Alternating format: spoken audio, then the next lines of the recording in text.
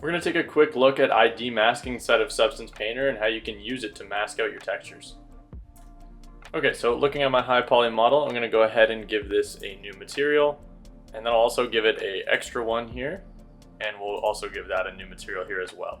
So basically we're going to have two materials on the same object, and then we're going to go ahead and give these unique colors. So for one, I'm going to make this like a hot pink, and then the other one we can make this like a neon green, just making sure these are very distinctly different so that we can get the best ID map out of this.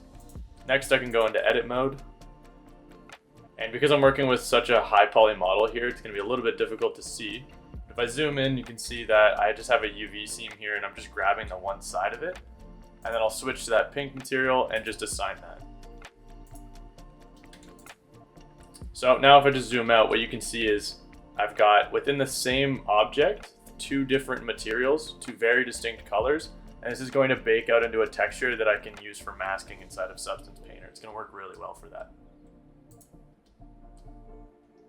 Let's do the same thing to the top and bottom here. So we'll give this two distinct colors again.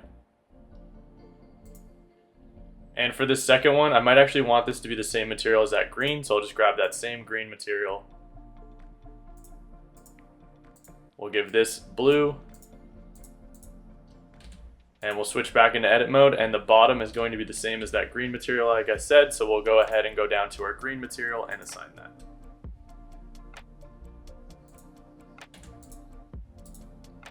So before exporting my high poly model, my high poly looks something like this, which again, I just have these distinct colors for each different area I want to map a new material to. That being said, I can just take the entire thing and just export it out, and then we can hop into Substance Painter.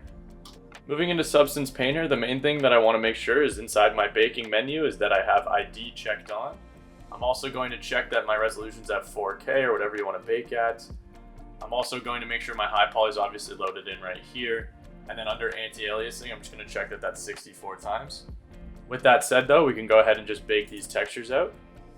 Here we can see that it's baking out the ID map and it's mapping all those colors that we set up before.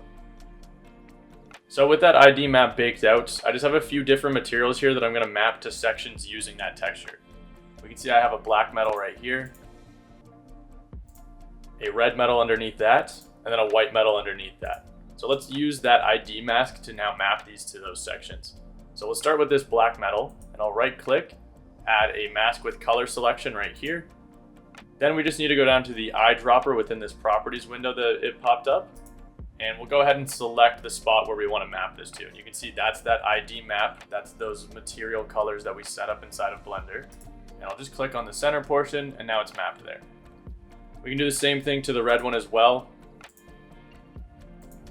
We'll map that to the top. And then the white one you could also add for that too if you don't want any of the kind of textures bleeding through. Or you could leave it as is just based on the layer sorting. But let's map it to it anyways. And there you go. There's a really quick example of how we can use these ID maps. Of course, there's plenty of other ways you can mask things out inside of Substance Painter as well, like the Polygon Fill tool or masking by mesh. But with a little bit of planning, this is a really great way to mask things out too.